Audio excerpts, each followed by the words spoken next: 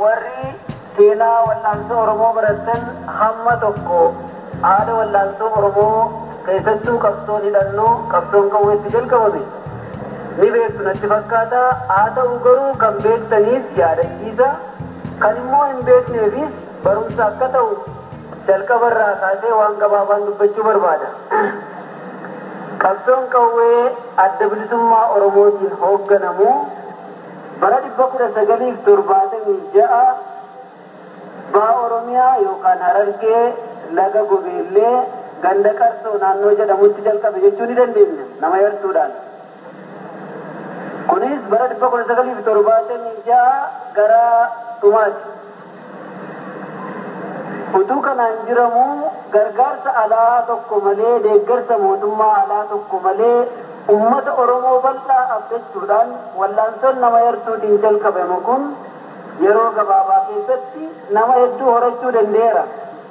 Ammas abdiin isaa ofirratti hirkannoo yookaan ofiin of danda'uu kan jedhu ummata bal'aa Oromoo keessa akka qurxummiitti ummanni keenya galaana ta'e keessa jiraachuudhaan ture. Wal'aansoon kun jalqabamee otoo inni hin jabaatin humni alagaa bara 1977 weerarri Somaalee baha biyya keenyaatti jalqabuu ni yaadatta. Weerarri jalqabe kunis wal'aansoon kun gaaddisa jala yookaan haguuggii jala akka turu taasise. Mootummaan Itoophiyaa sargogabbii Somaaleetii jedha. Biyya keenya hawaasii garkutachuufi jedha. Dhuguma sargogabbiin ni jirti. Nuti garuu qabsaa'ota Oromoo kan bilisummaa Oromiyaaf falmu turre. Kana keessa osoo jirru Somaaleenis warra kana Mangistuu Hayilamaariyaamtu leenjisee daggalatti baasee nu dura dhaabuuf maqaa Oromootiin kan jedhu Islaama balleessuufi kan jedhu Oromootatti odeessaa turan. Gartuun lachuuyyuu dhaaba xobbee qabsoo hidhannoo xobbee gargaarsa tokkollee hin qabne kana dhabamsiisuuf halkanii guyyaa duula nutti banan jechuudha. Yoo halkan mootummaa Dargii lolle guyyaa Somaalee lollaa, yoo guyyaa Somaalee lolle halkan mootummaa Itoophiyaa lollaa, yerootti guyyaa tokko keessatti lamaanuu lollees ni qabne jechuudha. Kuni bara 1977 keessa Konyaa kanneen keessatti wal'aansoo guddaatu ture. Uummanni Oromooyyuu quban qabu ture jechuudha. Amaari sargoodha jedha. Sargoon immoo waraana Dargiiti jetti. Uummanni keenyaa ugaa guddaa godhee nutti hin dirman. Rakkinni dhalate kun mootummaan Itoophiyaas በምስራቅ የተገኘ ድል በሰሜንም ይደገማል yeroo jedhu sana humna guddaa qabu Somaalotatti duulchise sana akka jiruun nurratti bobbaase jechuudha waraana bilisummaa Oromoo dhabamsiisuudhaaf.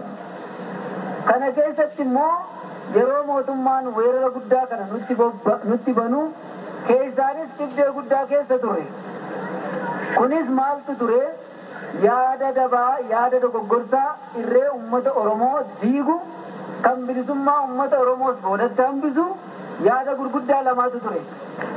Warri diidaa dhufan Oromoonni Shawaa, Wallaggaa iddoo garaagaraatii dhufanii wal'aansoo kanatti warri dandeettii qaban, beekumsa qaban, qabsoo kana utuban, warri akka Baaroo Tumsaa fa'a, warri akka Badhoo Dachaasaa fa'a, warri akka Magarsaa Barii fa'a yeroo wal'aansoo kanatti qabsoo kana qajeelchuuf wal'aansoo kanatti dabalaman warra kiristaanaatu bilisuu qabsoon irraa fudhachuudhaa dhufe kan jedhuun odola kaasu. Karaa kaanii warra misiyoonii warra Jarmaniitiitu nutti dhufe. Karaa kaanii warra Pheenxeetu nutti dhufe. Kan jedhuun Harargeen Islaama waan jedhu mataa keessaa waan qabaniif irree Oromoo bittinneessuu irratti bobba'an. Haala kanaan hoogganoota keenya keessaa warri akka Baaroo Tumsaa, warri akka Badhoo Dachaasaa wareegaman. Haalli kun nu keessatti dhibdee guddaa uume. Namoonni hedduunis hamilee caban, abdii kutatan, diinatti galuu calqaban jechuudha. Kaan ganee gara biyya alaatti, kaan mootummaa Itoophiyaatti harka kennate, kaan immoo ganda isaatti galuu calqabe. Aduun bilisummaa xiqqoo ishii qayyoonni ishii mul'ate gara dimimmisuutti deebite jechuudha. Gadda guddaatu ture Oromoon. Qabsaa'onni biratti hafanii fallisaa maali kan jedhu namni wal shakkuun gargar qoodamuun nu haala kana keessa jiru. Mootummaan Itoophiyaa immoo duula guddaa Arsii, Baale, Harargeerraa osoo nafin walga'iin laga waadeeti kan jedhu duula guddaa humna 20,000 ol ta'u nutti bobbaasan.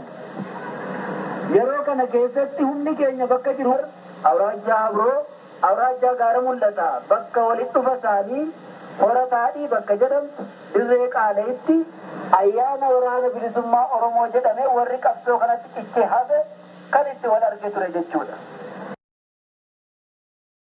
Ayyaanni kunis ayyaana dukkanarraa gara ifaatti, ayyaana xiqqeenyarraa gara kabajaa fi guddinaatti, ayyaana milkii fi injifannootti akka tarkaanfatu gammachuu guddaa waraanni keenya ayyaaneeffatee ayyaana kanarrattis jaalle gadaa gammadaa har'a qabsoo kanarratti kan wareegaman miseensa ajaja siyaasaaf waraana olaanaa adda bilisummaa Oromoo kan ture akkasumas gaafatamaa damee poolitikaa kan ta'e ayyaanni kun bara baraan ayyaana waraana bilisummaa Oromoo ta'e akka ayyaaneeffamu ayyaana sanarratti murtii kana nu dabarsan jechuudha.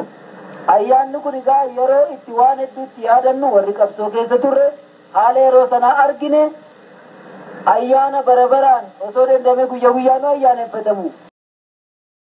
Yeroo sanaa kaasee ayyaanni ammajjii waraana bilisummaa Oromoo biratti yaadannoo guddaadhaan yeroo garagaraatti bifa garagaraatiin kabajamaa as ga'e jechuudha.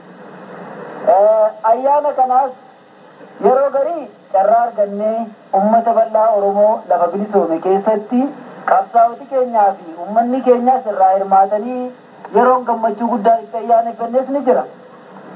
Yeroo immoo haallis nuu kennachuu didee kaaffii diinaa weeraruudhaan, diina cabsuudhaan, hidhannoo diinarraa guuttachuudhaaf yeroo itti lolaan ayyaaneffannus baay'ee ture jechuudha. Bifa kana qofa hin turre akkaataan ayyaana ammajjiitti ayyaaneffachaa turre isin jechuudhumaatiin kaase. Egaa ammajjiin hambaa yeroo sana qabsootti ciccitee hafteen calqabame har'a ilmaan Oromoo kumaatamaan lakkaa'aman qaqqabee isin faa arginee har'a ayyaana kana ilmaan Oromoo kutaalee Oromiyaa garagaraa irraa dhufanii fi naannoo kana jiranis wal arginee ayyaaneffachuu danda'uun keenya anaaf akka bilisummaa Oromiyaatti fudhadha. Namni haala yeroo sana arge sana hundarraa dandamatee qabsoon kun bakka kana jedhe ga'a jedhee kan yaade baay'ee nama yartuudha. Har'a jaallawwan sun hedduun isaaniis hin jiran hoogganaa kaasee amma gajjallaatti qabsoon wareegama isaan gaafattee lubbuu isaanii dabarsanii uummata Oromootiif kennanii nu warra irraa hafe immoo kanaan nu ga'anii jechuudha.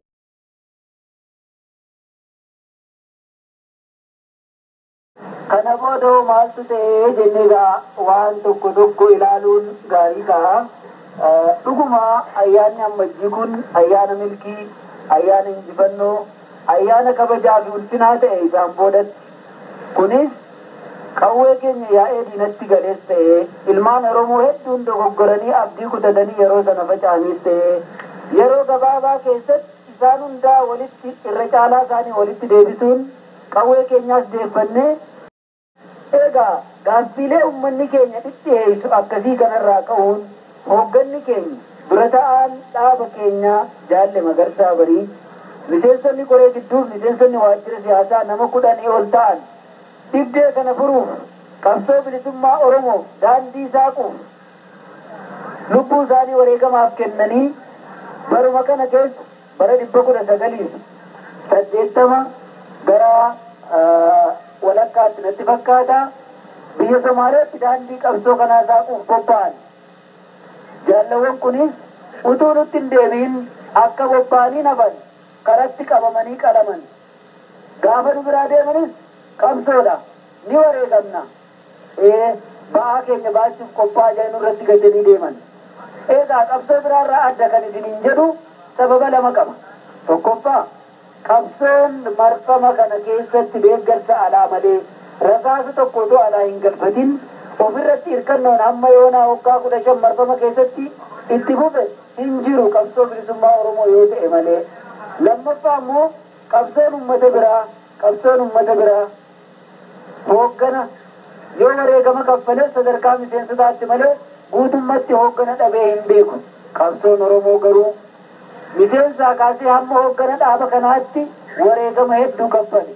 Jaallaliin amma isiniin jedhu kun warra akka Baaroofaa, warra akka Badhoo Dachaasaafa, warri akka Magarsaa Bariifaa, warri akka Gadaa Gammadaafaa maqaa isinii dha'e kun warra qabsoo kana ijaareef utube hoogganoota qabsoo kanaati.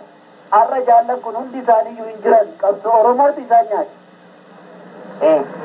Qabsoo kana qofami karaa biraanis bahaaf dhiha lafa fageenya hammana ga'u addaan jiraanne kan wal qunnamtiin walitti deemuun wal arguun sababa diinaatiif hin danda'amne.